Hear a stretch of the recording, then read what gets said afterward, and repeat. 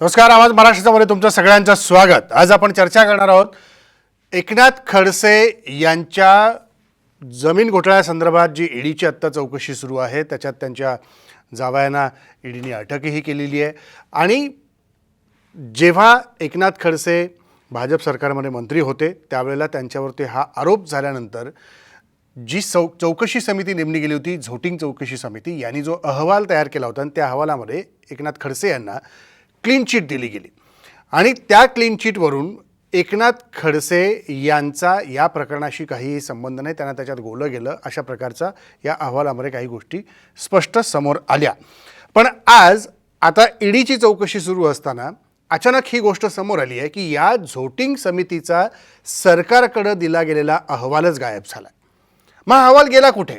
हा अहवाल नेमका आत्ता एकनाथ खडसे यांची ईडीची चौकशी सुरू असतानाच कसा काय गायब झाला, हा प्रश्न इथे उपस्थित होतो आहे. त्याच्यावरती वेगवेगळे मुद्दे समोर मांडले जात आहेत. विरोधकांकडून आरोप प्रत्यारोप केला जातो आहे. सरकार पक्षातून त्याला वेगळ्या पद्धतीने काही गोष्टी सांगितल्या जात आहेत.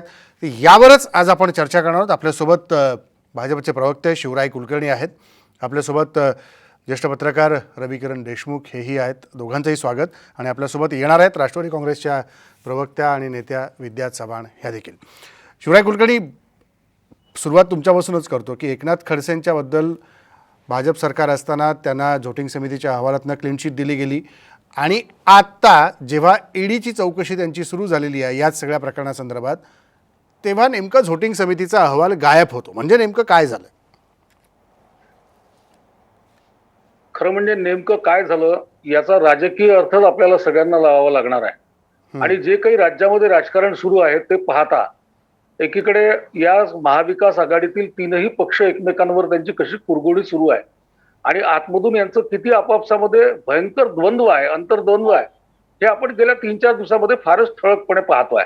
एकीकडे नाना पटोलेंना लहान माणूस म्हटलं जातं, तिकडे नाना पटोले म्हणतात की माझ्यावर पाळत आहे. त्याच्यामुळे या सरकारमधलं एकमेकांचा पायपोस एकमेकांच्या पायातही हे क्लिअर दिसत आहे. एकनाथ खडसे राष्ट्रवादीमध्ये आल्यानंतर राष्ट्रवादीमध्ये मात्र उत्साहाचं वातावरण होतं.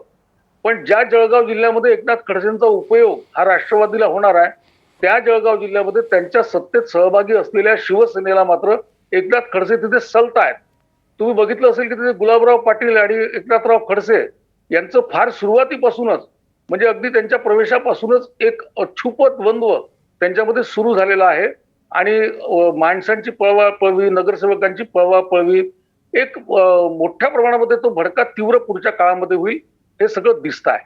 त्याच्यामुळे सत्तेसाठी सगळेजण एकत्र आहे मलिदा खाण्यासाठी, पण आपापसामध्ये एकमेकांचं बिलकुल जमत नाही अशा तऱ्हेचं चित्र आहे. या परिस्थितीमध्ये खरंच एकनाथ खडसेंना यांना वाचवायचं आहे का, हा महत्वाचा प्रश्न उपस्थित होतो. कारण की अत्यंत जबाबदारीची गोष्ट आहे. तिजोरीच्या चाब्या तुमच्या हातामध्ये आहे आणि त्या तिजोरीतला माल गायब आहे. याला जबाबदार कोण आहे? याला सर्वस्वी सरकार जबाबदार आहे. याचं उत्तर सरकारला द्यावं लागणार आहे की तिजोरीतून माल गेला कुठे. ज्यांच्या हातात चाब्या आहे त्याच्यात तिजोरी जर खाली होणार असेल तर चाब्या चोरांच्या हातात आहेत का, हा प्रश्न सामान्य माणसाला देखील या घटनेहून पडणार आहे. आणि त्याच्यामुळे याच्यातून दुसरा अर्थ आपल्याला असा काढता येतो की यांना खरंच एकनाथ खडसेंना वाचवायचं आहे का, की एकनाथ खडसेंच्या बाबतीमध्ये यांना केवळ फक्त त्याचं राजकारण करायचं आहे, काय करायचं आहे, असे अनेक प्रश्न यातून निर्माण होऊ शकतात. सर्वस्वी या अहवाल गायब होण्यामागची कारण काय वाटतात आपल्याला? नाही, कारण काही असतील. असं आहे की आता तुम्ही बोललात की झोटिंग कमिटीने एकनाथ खडसेंना क्लीन चिट दिली होती. मला वाटतं की माझ्या माहितीनुसार तो अहवाल तर विधानसभा भवनासमोर म्हणजे विधिमंडळामध्ये ठेवलाच गेला नव्हता, कारण की प्रकरण न्यायप्रविष्ट होतं. पण ठीक आहे, पत्रकारांची माहिती आहे की त्यामध्ये क्लीन चिट मिळाली असेल आणि मग क्लीन चिट जर मिळालेली असेल तर तो अहवाल गायब कसा काय होतो? जर तो अहवाल अत्यंत महत्वाचा डॉक्युमेंट आहे यावेळी, त्याच्यावर पूर्ण भवितव्य एकनाथ खडसेंचं अवलंबून आहे, त्यांच्यावर ईडीची चौकशी सुरू आहे आणि त्या कंडिशन मध्ये हा अहवाल गायब होतो. एकाएकी सरकारला जाग येतो आणि एकाएकी सरकार सांगते की तो ईडीचा अहवाल याच्यातून गायब झालेला आहे. याचा काय अर्थ? तो अगदी स्पष्ट आहे की एकनाथ खडसेंच्या बाबतीमध्ये यांना खरोखर त्यांना वाचवायचं आहे की त्यांचं केवळ राजकारण करायचं आहे, की केवळ भारतीय जनता पार्टीला बदनाम करण्यासाठी खडसेंचा वापर करून घ्यायचा आहे. या सगळ्या प्रश्नांची उत्तरं त्यांना द्यावी लागणार आहेत, कारण की त्यांच्या बाजूने ही सगळी घटना घडलेली आहे. विद्या चव्हाण देखील आपल्या सोबत आहे, राष्ट्रवादी काँग्रेसच्या प्रवक्त्या. विद्याताई, काय नेमकं झालंय की एकनाथ खडसेंची एकीकडे ईडी चौकशी सुरू झाली आणि ज्या झोटिंग समितीने त्यांच्याबद्दलचा अहवाल ते जेव्हा मंत्री होते हे प्रकरण घडल्यानंतर दिला होता आणि त्याच्यात यांचा काहीही संबंध नाही असा उल्लेख असलेला अहवाल ऐन आता चौकशीच्या वेळेला गायब होतो. याच्यावर वेगवेगळे प्रश्न उपस्थित होतात. नेमकं काय झालं की अहवाल आता सरकार दरबारी सापडतच नाहीये, गहाळ झालं असं म्हटलं जातंय. विद्याताई, तुमच्याकडचा आवाज म्यूट असेल तर ऑन करा फक्त.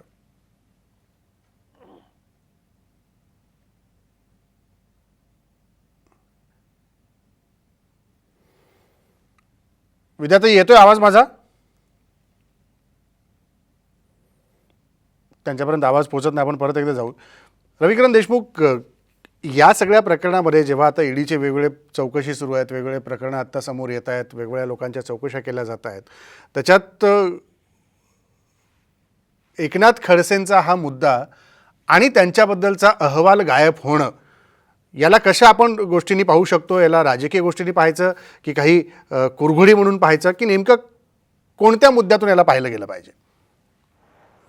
राजेंद्र, माझ्या दृष्टीने एक मुद्दा महत्त्वाचा आहे की भारतीय जनता पक्षाची एकनाथ खडसे यांच्याविषयीची भूमिका काय आहे, सत्ताधारी 3 पक्षाच्या आघाडी सरकारची भूमिका काय आहे हे बाजूला ठेवूया आपण.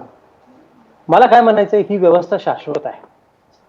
लोकशाहीमधली सरकार नावाची व्यवस्था ही शाश्वत व्यवस्था आहे. त्याची चेष्टा होऊ नये.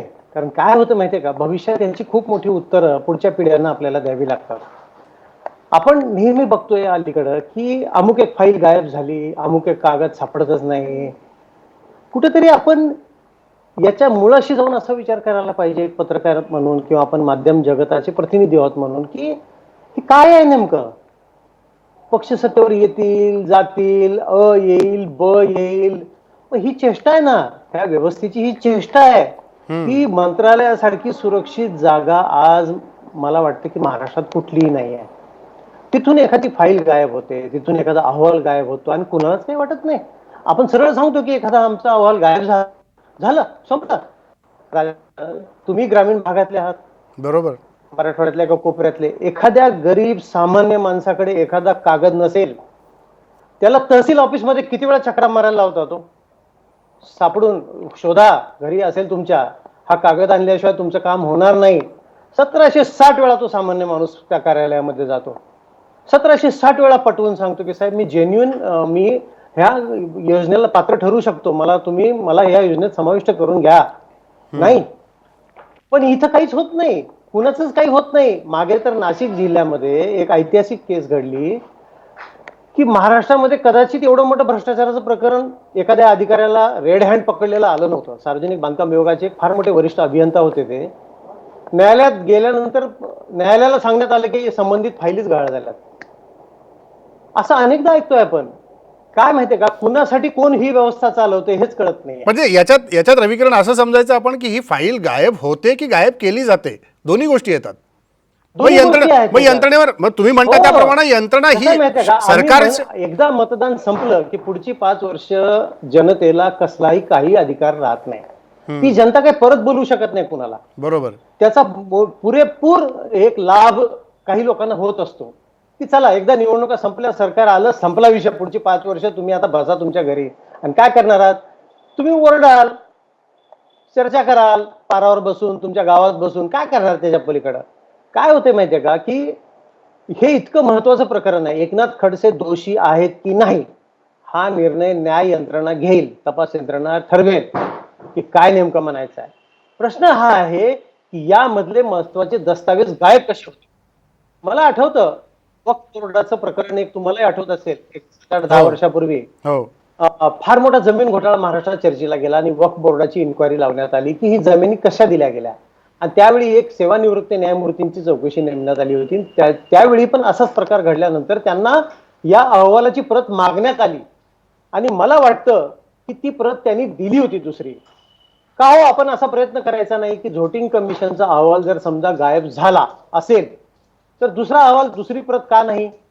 शासन यंत्रणा आहे, या अहवालाची एखादी प्रत आपण एक्स्ट्रा मागत नाही का. सॉफ्ट कॉपी, हार्ड कॉपी, आज परवलीचे शब्द आहेत, याच्यामध्ये एकही शब्द मान्य नाहीये का की एखादी एक्स्ट्रा प्रत आपण ठेवली पाहिजे, पेन ड्राईव्ह मध्ये ठेवला पाहिजे अहवाल, तो मागितला पाहिजे, त्याच्यानंतर उत्तर दिलं पाहिजे की हा अहवाल गायब झाला. गायब झाला असेल तर याची पर्यायी प्रत आमच्याकडे उपलब्ध आहे, असं का नाही आलं. उत्तरांमध्ये संबंधितांच्या. मला अजूनही आश्चर्य म्हणजे वाटतं. सहजतेने सांगून मोकळं व्हायचं की हा अहवाल गायब झालाय, दुसरी प्रत काय आपल्याकडे आहे की नाही याच्या काही परामर्श लावायचा भानगडीत पडायचं नाही. अहवाल गायब झाला, पुढची काय प्रश्नावली समोर येणार नाही, येईल तेव्हा आपण बघू. ही जर यंत्रणा, जसं रविकिरण देशमुख म्हणाले की सरकार ही गोष्ट शाश्वत आहे, नवं कोणी येईल जुनं जाईल, परत नवं कोणतरी येईल परत जुनं जाईल, ही व्यवस्था बदलत राहिली तरी देखील सरकारी यंत्रणा ही शाश्वत असल्यामुळं त्यांच्यावर भविष्यामध्ये अनेक प्रश्न उपस्थित होतील जर अशा पद्धतीचे व्यवहार कुठल्याही गोष्टीतले केले गेले तर. त्यामुळे याबद्दलही अजूनही काही मुद्द्यांवरती आपल्याला चर्चा करायची. एक छोटासा ब्रेक घेऊ आणि ब्रेकनंतर परत भेटू.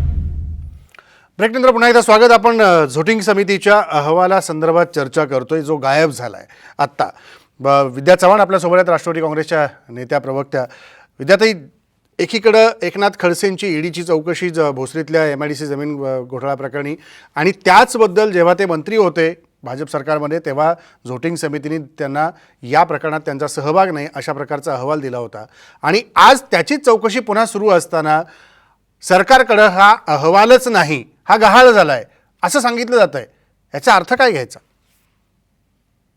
नाही, मला तुम्हाला एका गोष्टीची आठवण करून द्यायची आहे की 2019 मध्ये अगदी शेवटच्या अधिवेशनात सुद्धा खडसे साहेबांनी जे भाषण केलं होतं त्याच्यामध्ये सुद्धा त्यांनी सभागृहात ही मागणी केली होती की माझ्यावरती जो चौकशीचा अहवाल झोटिंग कमिटीचा आहे तो जाहीर करावा आणि लोकांपुढे मी निर्दोष असल्याचं तुम्ही त्यातनं सिद्ध होऊ शकतो, तेव्हा तो अहवाल जाहीर झाला पाहिजे अशी त्यांनी मागणी केली होती. आणि तत्पूर्वी म्हणजे अनेकदा त्यांनी मागणी केली होती की झोटिंग समितीचा अहवाल आल्यानंतर त्यांच्यावरती जे आरोप झाले होते भोसरी जमिनीचे आणि इतर जे भ्रष्टाचाराचे आरोप झाले होते, कारण भ्रष्टाचाराचे आरोप झाल्यानंतर खडसेंसारख्या एका ज्येष्ठ नेत्याला आपल्या पदाचा राजीनामा द्यायला लागला होता. आणि त्यानंतर मला चांगलं आठवतंय की अनेक मंत्र्यांवर, जवळजवळ 18 मंत्र्यांवर भ्रष्टाचाराचे आरोप झाले, पण कोणालाही राजीनामा द्यायची वेळ आली नव्हती किंवा कोणाची साधी चौकशी सुद्धा फडणवीसांनी लावली नव्हती.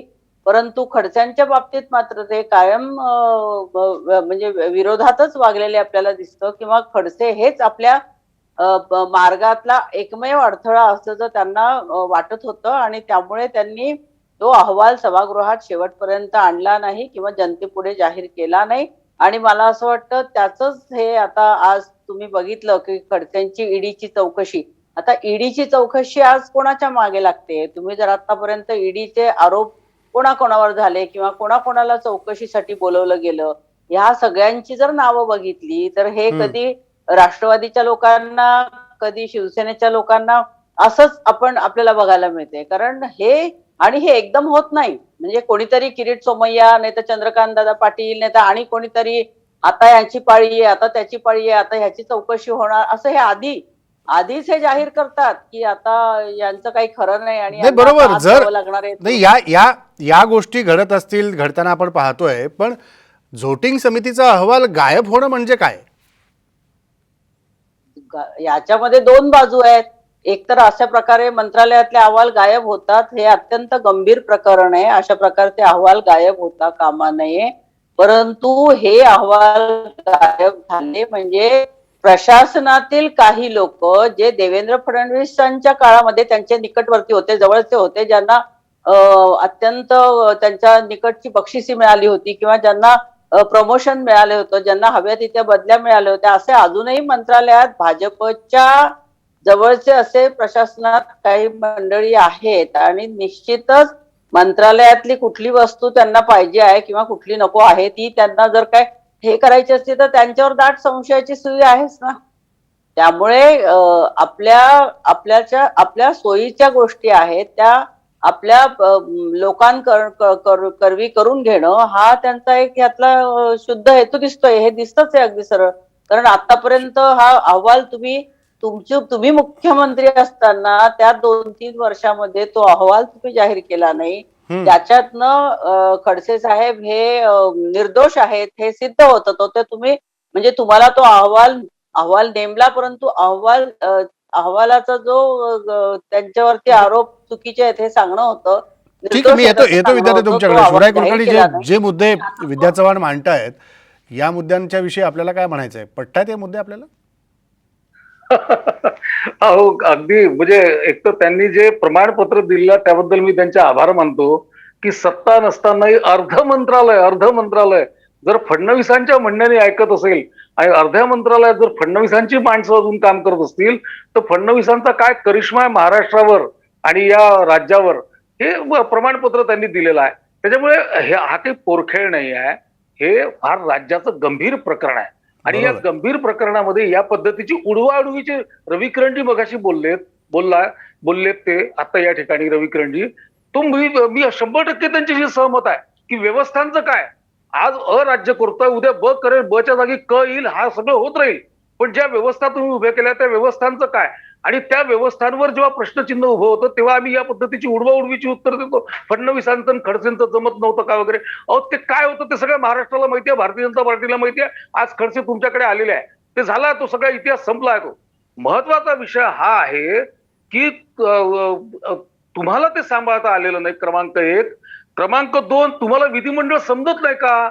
विधिमंडळामध्ये खडसेंना आपली बाजू मांडायची होती म्हणून खडसे बोलून गेले, पण जे प्रकरण न्यायप्रविष्ट आहे त्याचा अहवाल विधिमंडळाच्या पटलावर ठेवता येत नाही. हे आता जर प्रवक्त्यांना तेच जर बोलायचं असेल तर त्यांनी बोलावं, माझी काही हरकत नाही. पण सगळ्या लोकांना माहिती आहे, जाणकारांना माहिती आहे की जे प्रकरण न्यायप्रविष्ट असतं त्याचा अहवाल ठेवता येत नाही, म्हणून तो अहवाल ठेवला गेलेला नाही. आज याचं उत्तर सत्ताधारी पक्षांनी हे दिलं पाहिजे की गेला नाही याचं तिजोरीच्या समर्थन चाब्या त्यांच्या करतात. हातामध्ये आहे. मध्ये बोलू नका. तिजोरीच्या चाब्या आमच्या हातामध्ये आहेत, त्यांच्या हातामध्ये आहेत. त्यांच्या हातातून तिजोरीतला माल गायब झालेला आहे. तो कसा काय होतो आणि त्याच्यावर जर याच पद्धतीची उत्तरं देणार असतील की फडणवीसांची माणसं आहेत, एक वेळा सिद्ध तरी करा की मंत्रालयात कोण कोण फडणवीसांची माणसं आहेत, कसे आहेत, काय आहेत.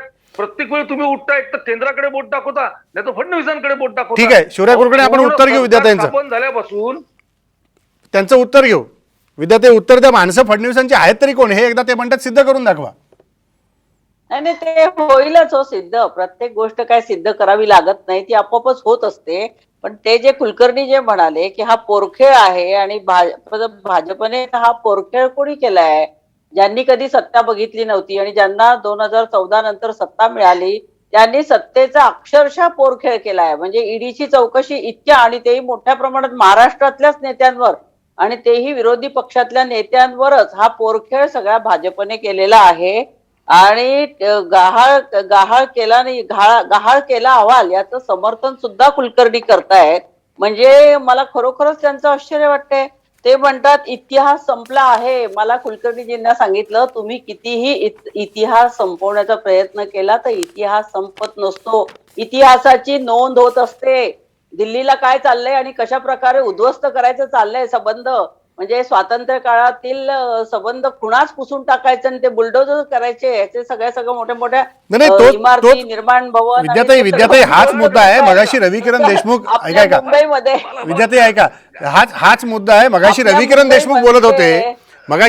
देशमुख बोलत होते की जर इतिहासात या नोंदी होत असतील तर उद्या इतिहासातल्या या प्रश्नांविषयी पुढची पिढी आपल्याला प्रश्न विचारणार आहे की हे गायब कसं काय होत होतं, ही यंत्रणा अशी कशी काय सरकारमध्ये चालायची, कुठल्याही गोष्टीचे फाईल्स, अहवाल हे गायब होतात, म्हणजे याची उत्तरं आपल्याला पुढच्या पिढीला द्यावी लागणार आहेत. त्यामुळे या नोंदींबद्दल आपण कसा विचार करायचा. ह्या तर बाकीच्या राजकीय नोंदी आहेत सगळ्या, तुम्ही ज्या नमूद केल्या. मला त्याच्यावरतीच बोलायचंय की आज व्होटिंग समितीचा अहवाल मंत्रालयातनं गायब केला हे जरी सांगण्यात येत असलं तरी तो अहवाल गायब कसा झाला आणि कसा होऊ शकतो याची गांभीर्याने दखल महाआघाडी सरकार घेईल. तुम्हाला काय वाटतंय की आज अहवाल आमच्याकडे नाही म्हणजे हे सुटून जातात का? काही कागदपत्र आगीमध्ये जळून गेले म्हणजे ते काय महत्वाची कागदपत्र जळून गेले म्हणजे त्याच्यावर काय विश्वास ठेवला जातो का? मगाशी जसं रविकिरणजींनी सांगितलं की त्या अहवालाचं पेन ड्राईव्ह असेल किंवा काहीतरी दुसरी कॉपी असेल, काहीतरी तर असेलच ना. असं कुठे खूप जुनी गोष्ट आहे, 2-3 वर्षापूर्वीची गोष्ट आहे आणि त्याची काही दुसरी प्रत नाही किंवा काय नाही असं म्हणता येणार नाही. परंतु ईडीची चौकशी चालू असताना व्होटिंग समितीचा आरोप हे चौकशी ही महत्वाची होती आणि अत्यंत महत्वाच्या वळणावरती हा अहवाल गायब करणं हा खरा कळीचा मुद्दा आहे. आणि म्हणून तो अहवाल जर गायब झाला असेल तर तो कोणी गायब केला, का गायब केला, कसा गायब झाला याची कडक चौकशी केली जाईल. त्याचप्रमाणे त्याची दुसरी प्रत सुद्धा मिळवण्यात येईल आणि त्यासाठी महाआघाडी सरकार जे काय प्रयत्न करायचे असतील ते प्रयत्न केले जातील. किंवा कोणाचीही ईडीची चौकशी लागली तर त्याची जी काय त्याला त्रास देण्यासाठी म्हणजे प्रताप सरनाईकांनी यांनी आपल्या पत्रातनं म्हटलेलंच आहे की आम्हाला त्रास दिला जातोय, आमच्या नातेवाईकांना, आमच्या मित्रमंडळींना आम्हाला हा अत्यंत त्रास होतो. आणि ही ईडीची चौकशी म्हणजे एखाद्या जर भाजपची शरणागती पत्करली नाही तर त्याला त्रास देणं, त्याच्या मागे ईडीची चौकशी लागणे, केंद्रातल्या सर्व यंत्रणा त्याच्या पाठीशी पण त्याच्यात लावणं. प्रताप सरनाईक आणि असंही जर म्हणाले की त्यामध्ये- भाजपशी आता संबंध जुळवून घ्या. जुळून घ्या. मग काय प्रताप करणार सरनाईक आहे? असंही अत्यंत म्हणाले त्रस्त, भाजपशी आता अत्यंत- संबंध जुळवून घ्या. अत्यंत त्रस्त, तेच मी पूर्ण करते की अत्यंत त्रस्त मनस्थितीमध्ये त्यांनी हे लिहिलेलं आहे की आता आम्हाला हा त्रास सहन होत नाही, आम्हाला जसं काय हे हा त्रास देण्याचा प्रकार आहे, त्यामुळे आहे. ते म्हटलेले आहेत. परंतु त्याच्यात काही अर्थ नाहीये. परंतु ह्या अशा प्रकारे लोकांना त्रास देण्याचे प्रकार आहेत जे पोरखेच त्या केंद्र सरकारने चालवलेला आहे आणि यंत्रणांचा गैरवापर चाललेला आहे. त्याच्यावरती निश्चितच लोकांचं खूप चांगल्या प्रकारे लोकांच्या लक्षात ते आलेलं आहे की सत्तेचा दुरुपयोग कसा केला जातो. शिवराय कुलकर्णी, जेव्हा एकनाथ खडसे राष्ट्रवादी काँग्रेसमध्ये त्यांचा प्रवेश झाला त्यावेळेच्या भाषणात ते असं म्हणाले होते की जर माझ्या मागे ईडी लावली तर मी त्यांच्या मागे सीडी लावीन. आत्ता काय दिसतंय? नाही, आम्ही वाट पाहतोय सगळेजण, पूर्ण महाराष्ट्र वाट पाहतोय सीडीची. आम्ही सगळेजण सीडीची वाट पाहतो. आणि माझं काय म्हणणं आहे की प्रत्येकाने असं सांगावं कशाला की माझं सीडी आहे, माझं सीडी आहे, माझं सीडी आहे. वेळ आली की ती सीडी काढावी ना बाहेर. ती सीडी वगैरे काही नाही आहे. असं आहे की ती सीडी नाही आहे हे सगळ्यांना कळून चुकलेलं आहे. परवा तर म्हणजे राज ठाकरे साहेबांनी पण म्हटलं की मी तर सीडीची वाट पाहतोय. त्यांनी सीडी आता अजून कोणती योग्य वेळ यायला पाहिजे. त्यांचा जो झोटिंग समितीचा अहवालही गायब होतो. असं आहे की ते ज्यांच्याकडे जाऊन बसलेले आहे ते देखील त्यांना पुरते कळून चुकलेले आहे. तिथे सत्ताधारी पक्षाच्या एका मोठ्या पक्षाचा म्हणजे राष्ट्रीय पक्षाच्या अध्यक्षाला लहान माणूस जाहीरपणे म्हटलं जात. लहान माणूस, तो कोणा लहान माणूस आहे त्याकडे लक्ष द्यायची गरज नाही. ज्याचे 50 खासदार आहे आणि 50च्या वर खासदार आहे देशभरात, 4 खासदार असलेला नेता त्याला लहान माणूस म्हणतो. असं दुसऱ्या दिवशी तो नेता सांगतो की माझ्यावर पाळत आहे या सरकारमधल्या उपमुख्यमंत्र्यांची, मुख्यमंत्र्यांची. तिसऱ्या दिवशी आणखीन घुमजाव होतं. अहो, यांचं चालू काय, सामन्यामधून जे लेख लिहिले जातात ते एकमेकांचे पार वाभाडे काढणारे असतात. या सगळ्या याच्यामध्ये मला असं वाटतं की आता एकनाथ खडसेंनाही पुरतं कळून चुकलं असेल की आपण जिथे कुठे गेलो आहोत त्याच्यात कुठे आता ह्या सांगतायत कार्यक्रमामध्ये आपल्या की चौकशी करू, असं करू, तसं करू. झोटिंग समितीचा अहवाल उपलब्ध नाही म्हटल्याबरोबर इमिजिएट ऍक्शन का नाही झाली त्याच्यावर असं कसं ऐकून घेतलं मंत्र्यांनी? ज्या कोणी वरिष्ठ मंत्र्यांनी तो अहवाल मागितला होता आणि त्यांना उत्तर देण्यात आलं की अहवाल हरवलेला आहे, त्या क्षणाला चौकशी समिती कोणाला बडतर्फ करायचं, कोणावर कारवाया करायच्या, कोणाला सस्पेंड करायचं, इतकी वाट का पाहिली जाते या सरकारमध्ये की त्यांच्या मनासारखं झालं. त्यांनाच नको होतं अहवाल सावडा म्हणून, की आणखीन कोणा मित्र पक्षांनी गळ घातलेली होती सत्तेतल्याच की नको आम्हाला जळगावमध्ये फार त्रास होतोय. त्यामुळे सामान्य जनांच्या मनामध्ये प्रश्न उपस्थित होणार आहे. आणि सगळ्यात महत्वाचा मुद्दा, राजकारण बाजूला ठेवून सगळ्यात महत्वाचा मुद्दा रविकिरण देशमुखांनी जो मांडला, मी त्याच्याशी सहमत आहे की या व्यवस्था या चिरंतन टिकल्या पाहिजे, या कायम राहिल्या पाहिजे, त्याच्यावरचा जनतेचा विश्वास कायम राहिला पाहिजे. हा विश्वास यांनी गमावलेला आहे. तिजोरी तुमच्या हातात आहे. फडणवीसांकडे बोट दाखवणं, त्यांच्या माणसांकडे बोट दाखवणं, केंद्राकडे बोट दाखवणं. हो, लावली ईडी त्यांच्या मागे, भ्रष्टाचार केला म्हणून ईडी मागे लागलेली आहे. सामोरं जा. का सामोरं जात नाही तुम्ही? सामोरं का जात नाही त्याला सामोरं जा, उत्तरं द्या, त्याच्यातून निर्दोष बाहेर या. काय बाकीच्या लोकांवर कारवाया झाल्या नाही? कोणी आणलं ईडी? ईडी कोणी स्थापन केली? कोणी आणली?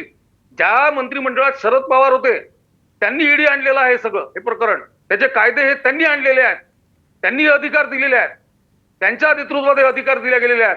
तेव्हा कारवाया झाल्या नाहीत लोकांवर. शेकडो उदाहरणं दाखवू आपल्याला तुम्हाला या देशातली. लोकांवर कारवाया झालेल्या आहेत. त्याला सामोरं गेलं पाहिजे. शिवराय कुलकर्णी, ईडी लागली. शिवराय कुलकर्णी, याच्यात समितीचा अहवाल रविकिरण देशमुख देखील आपल्या सोबत आहेत. रविकिरण देशमुखही आपल्या सोबत आहेत. रविकिरण, मगाशी विद्याताई म्हणाल्या की अर्ध्याहून अधिक अधिकारी हे आत्ता देवेंद्र फडणवीसांच्या संपर्कात असतात मंत्रालयातले. कदाचित त्याच्यातनंच एखादी ही गोष्ट घडली असेल. असं किती वेळा होतं सरकार बदलल्यानंतर मागच्या मुख्यमंत्र्यांचा वचक तिथल्या प्रशासकीय यंत्रणेवर कायम राहतो? राजेंद्र, याचे 2 भाग आहेत. एक तर काय असतं की आपल्या प्रशासकीय यंत्रणेला एक सवय लागलेली आहे की सत्तेवर कोण येतं आणि कोण आहे हे पाहून काम करायचं. त्यामुळे उद्या भविष्यात समजा दुसरं कोणी सत्तेवर आलं तर आपण त्याच्या गुडबुक मध्ये असलं पाहिजे या दृष्टीने वागणारे काही लोक आहेत. पण याच्या पलीकडे जाऊन मला एवढंच म्हणावंसं वाटतं की सरकार ही कायमस्वरूपी यंत्रणा आहे. हो. सरकारी यंत्रणेमध्ये असलेल्या लोकांचं वेतन, भत्ते, सुविधा हे सगळं संपूर्ण महाराष्ट्र देत असतो, जनता देत असते. कुणी काही एक व्यक्ती स्वतःच्या खिशात देत नाही. त्यामुळे लॉयल्टी, निष्ठा हा जो प्रकार आहे ना, हा एका विशिष्ट समूह, विशिष्ट गट किंवा विशिष्ट व्यक्ती याच्याशी का बांधला जातो मला अजूनही कळत नाही आहे. पण काय आहे, ठीक आहे, आता हा फार मोठा व्यापक विषय आहे, तुम्ही एखाद्या दुसऱ्या चर्चेत घ्या. पण राजकीय सोयीसाठी असे आरोप सतत होत राहतात की मागच्या गव्हर्नमेंटमध्ये अमुक अधिकारी होते, त्यांची निष्ठा अजूनही त्या माजी पदाधिकाऱ्यांवर आहे, आता आहे. हे ठीक आहे, पण असेही अधिकारी आहेत की जे फक्त त्या खुर्चीशी, त्या सत्तेशी निष्ठावान असतात. ते म्हणतात की ती व्यक्ती कोण आहे आम्हाला माहित नाही, त्या पदावर बसलेलं पद महत्वाचं आहे आमच्यासाठी. उदाहरणार्थ मुख्यमंत्री पद. तर मला असं वाटतं की त्यांनी त्या पदाशी निष्ठावान राहिलं पाहिजे. कारण ते पद हे जनतेचं पद आहे, ते काय कोणाचं खाजगी पद नाही आहे. कुणी काय घरून घेऊन येत नाही मुख्यमंत्री पद ना. बरोबर. हे महत्वाचं आहे ना. हो. नाही, याच्यात सगळ्यात महत्त्वाचा एक मुद्दा असा आहे की जसं शिवराय कुलकर्णी मगाशी म्हणाले की जर समजा त्या मंत्र्यांनी फाईल मागितली की झोटिंग समितीचा अहवाल कुठे ते द्या, अधिकारी म्हणाले की नाही तो अहवाल सापडत नाही, गहाळ झालाय, गायब झालाय, अशा वेळेला ही लायबिलिटी म्हणजे हे दायित्व कुणावरती येतं, ही जबाबदारी कुणाची निश्चित असते की ह्याच्यावर कारवाई झाली पाहिजे. जर तुम्हाला दिल्या गेलेल्या गोष्टी सांभाळता येत नसतील तर ह्याच्यातली जबाबदारी निश्चित कुणावर केली पाहिजे. एक हा फार गंभीर मुद्दा आहे आणि हा फार महत्वाचा मुद्दा आहे. आणि मी तुम्हाला सांगतो, मी साधारणपणे 92-93 पासून मंत्रालय अतिशय बरोबर जवळून तुम्ही कव्हर केलं. बरोबर. हो, कामकाज अतिशय जवळून पाहत आलोय. तेव्हापासून अनेक अहवाल मी सादर झालेले पाहिले राज्य सरकारला. त्यावेळी त्या अहवालाची प्रत ही मुख्यमंत्री महोदय काही स्वतःकडे ठेवत नसतात, कारण ते राजकीय पक्षाचे प्रमुख असतात किंवा मुख्यमंत्री पद हे आपल्याकडे दर काही 5 वर्ष तरी एक पक्षाचं सरकार असतं. पण साधारणपणे राज्याचे मुख्य सचिव हे प्रशासकीय यंत्रणेचे प्रमुख आहेत. त्यांच्या कस्टडीत एखादी गोष्ट गेल्यानंतर ती गोष्ट तिथे सुरक्षित राहायलाच पाहिजे. आणि जर ती राहत नसेल तर याचं उत्तर हे त्यांच्याचकडनं मागितलं गेलं पाहिजे की ही गोष्ट का तुमच्याकडे सापडत नाही. आणि राजेंद्र, मी जोडून तुम्हाला एका पटकन सांगतो, राज्याकडे पुरातत्व विभाग नावाचा एक विभाग आहे, डिपार्टमेंट ऑफ आर्काइव्ह, जे एल्फिन्स्टन कॉलेजमध्ये आहे. आपल्याकडे ब्रिटिश काळातल्या गोष्टी आजही उपलब्ध आहेत. ब्रिटिश काळातला पत्रव्यवहार आजही पाहायला उपलब्ध आहे. आपल्याकडे अनेक जुन्या गोष्टी उपलब्ध आहेत, आपण अभ्यास करू शकतो, एशियाटिक लायब्ररीत जाऊ शकतो. मग मला सांगा, एक 4-5 वर्षापूर्वीचा, 2-4 वर्षापूर्वीचा एखादा महत्वाचा दस्तावेज सापडत नाही याची कुणालाच खंत आणि खेद काही वाटत नाही का हो? म्हणजे हा गाफीलपणा नाहीये, काही देणं घेणं नाहीये का? हे गाफीलपणा नाहीये अधिकाऱ्यांचा? अगदी उत्तर मागितलं पाहिजे, याची चौकशी झाली पाहिजे, संबंधितांकडनं खुलासा मागवला पाहिजे की एखादा इतका महत्वाचा अहवाल गायब होऊच कसा शकतो. बिलकुल. आणि याच्या पुढे भविष्यात अशा गोष्टी घडणार नाहीत यासाठी तुम्ही काय काळजी घेणार आहात, काय खबरदारी घेणार आहात, हे पण मागितलं पाहिजे. विद्यार्थी याची चौकशी होणार का, आणि असं होणार नाही याच्या पुढे, यासाठी सरकार काळजी घेणार की नाही? नाही, मला या ठिकाणी एक सांगायचं आहे की डेप्युटी सीएम म्हणजे अजितदादा आहेत. अजितदादा अतिशय कडक माणूस आहे. आपण बोलतोय तोपर्यंत चौकशी करण्याचे आदेश निघाले सुद्धा असतील, आपल्याला इथे माहित सुद्धा नाहीये. परंतु अजितदादाचं जे काम आहे, जी कार्यपद्धती आहे, त्याच्यावर अनेकांनी त्यांचा अनुभव घेतलेला आहे. आणि निश्चितच हा अहवाल काय नुसता गायब झालाय सांगून थांबणार नाहीये. तर ज्यांची ही जबाबदारी होती किंवा ज्यांनी अशा प्रकारे ज्यांचा हात आहे की ज्यांनी हा अहवाल गायब केलेला असेल, अशा लोकांची चौकशी तर निश्चितच होणार आणि ती लवकरात लवकर होणार. असं नाहीये की कोणाला ढील दिली की काय नाही, कारण एकनाथ खडसेंचं निर्दोषत्व या अहवालातनं सिद्ध होत असताना तो अहवाल गायब करणं म्हणजे ही मोठी एक साजिश आहे. आणि षडयंत्र कशी रचायची, साजिश कशी करायची, हे आता सध्यामध्ये भाजप सरकार आल्यापासून आपण रोजच बघतोय. रोज नित्य नवीन उदाहरणं आपल्याला बघायला मिळत आहेत की षडयंत्र कसं असतं. पण मला सांगा विद्यार्थी, हा अहवाल गायब करून फायदा कुणाचा होणार आहे? याला काही अर्थ अहवाल गायब करून फायदा कुणाचा होणार आहे? फायदा भाजपचा होणार आहे. कारण भाजपने शरणागती पत्करायला सांगितलेले असताना खडसे बंड करून उठले. खडसे देवेंद्र फडणवीसांविरोधात, भाजपच्या विरोधात, केंद्राच्या विरोधात बोलले. हे त्यांच्या पक्षामध्ये बसत नाही. हुकुमशाही पक्ष येतो. शिवराय कुलकर्णी, थोडक्यात शेवटी हुकुमशहाचा मी- धडे शिकवण्याचं काम भाजप करत असतं. ठीक आहे, शिवराय कुलकर्णींचं उत्तर घेऊ आपण. शिवराय कुलकर्णी शेवटी थोडक्यात. राजेंद्र 2 मिनिटात शेवटी राजेंद्रजी, थोडक्यात. अगदी राजेंद्रजी 2 वाक्यात सांगतो अगदी. कसं आहे की या सरकारमध्ये जे जे अपयश असेल त्या अपयशाचं खापर हे भारतीय जनता पार्टीवर, फडणवीसांवर आणि मोदीवर फोडण्याची यांना सवय लागलेली आहे. यांचं अपयश आहे, यांचं अपयश आहे. आणि ह्या ज्या म्हणतात ना की याच्यामध्ये भाजपची साजिश आहे, ती यांनी सिद्ध केली पाहिजे. हे काही सिद्ध करत नाहीत. पहिल्या दिवशीपासून काहीही सिद्ध करत नाहीत. हे मिळवतात सगळं केंद्राच्या भरोशावर नक्कीच. आणि बोंबलतात रोज केंद्राच्या नावाने, रोज केंद्राच्या नावाने ओरडतात. यांच्या जरी काहीही होणार नाहीये. याचं कारण असं आहे की यांनाच यांच्या लेखी त्यांचा राजकीय उपयोग संपलेला आहे. आणि अशा तऱ्हेचं राजकारण, ही ख्याती आहे राष्ट्रवादी काँग्रेसची परंपरा आहे.